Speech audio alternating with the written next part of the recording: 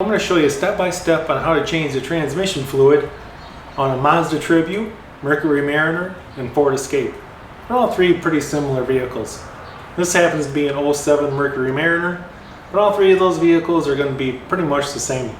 They didn't really change them much between 02 and 2012. Just double check your owner's manual for the required transmission fluid. Now this takes Mercon 5, and I'm going to show you a synthetic fluid that I put in most of my vehicles to improve mile per gallon and help your vehicle shift. We need to go ahead and get the vehicle up on car ramps and stick a wheel chock or a piece of wood on the back wheels just to prevent any possible accidents of the vehicle rolling off the car ramps. Go ahead and pop the hood.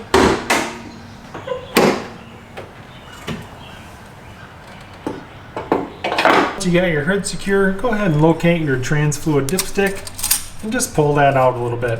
We're going to drain the transmission fluid.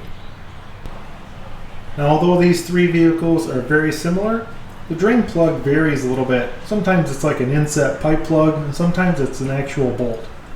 But over here on the driver's side, I'm going to bring the camera down here. Just follow along with the camera. And you're a little more towards the driver's side than you are in the center of the vehicle. And if you can see that plug right there, that's the drain plug we're going to take out. And in order to remove it, you just use a 3/8 drive and we'll unscrew that plug.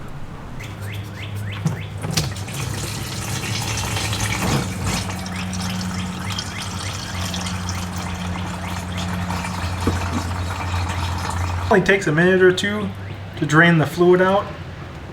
The best thing you can do is pour that into an empty container. Pour it into a container you can measure with to see exactly how much trans fluid came out. Just to give you an idea, usually you get about 3.5 to 4 quarts on this drain and fill. Once that's all drained out, go ahead and replace your plug. If you have a torque wrench, you torque it to 19 foot-pounds.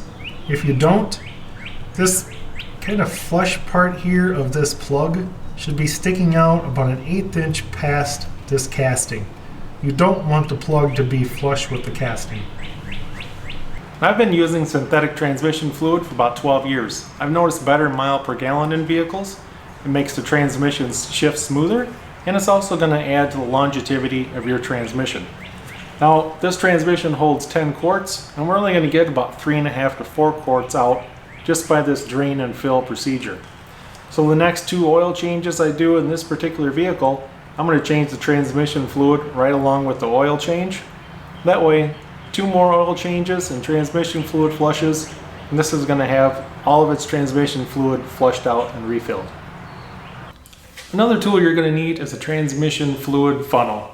These are long funnels. They taper down to a very small diameter because the transmission fill tubes are very small. Now, another question open to a big debate: how often do I change my transmission fluid? Well, it all depends on if you tow something or if you live on a dirty gravel road. You should probably change it every 30,000 miles.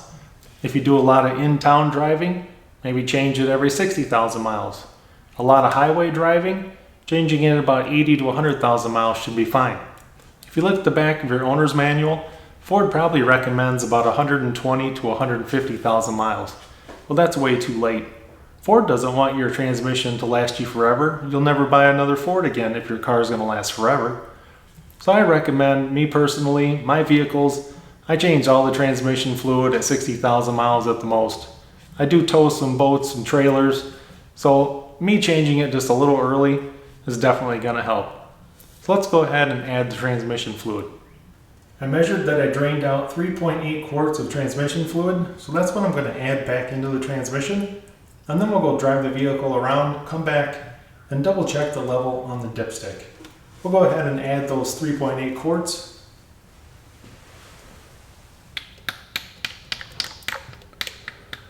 Now go ahead and replace the transmission dipstick. Now you don't want to just get in your vehicle and start driving it. We need to start it up, push on the brake, and we're going to shift through all the gears, pausing about 5 seconds between all the gears. So now go ahead and start the vehicle, put your foot on the brake, and shift it into reverse. Now you're going to wait 5 seconds and then go ahead and shift it into neutral. Wait 5 seconds, and you're going to go ahead and downshift all the way down to first gear and do the same thing going back up to park. To go drive the vehicle for about 20 minutes, come back, and then we're going to check the transmission fluid level. Once you've driven the vehicle, we're going to go ahead and pop the hood, and we're going to check that transmission fluid level. Let's go ahead and get yourself a nice clean paper towel or rag. We'll pull the dipstick out, wipe it clean, reinsert it, and make sure it's seated all the way down. There is a little rubber seal on the end of here. Just make sure you push it all the way down. Pull it out, check the level, and the transmission fluid level on this vehicle is perfect. Just remember, if you check it first before you ever start anything and it's right where it needs to be, and then you measure what you drain out and you put back in exactly what you've taken out, it's going to be at the correct level. Just remember, this transmission holds about 10 quarts and we've only drained out between 3.5 and 4. So to get it all flushed out, I'll do it for the next 2 oil changes, and this transmission is going to last a lot longer than normal by using that synthetic fluid. Congratulations on changing your own transmission fluid. I bet it's a lot easier than you thought it would be.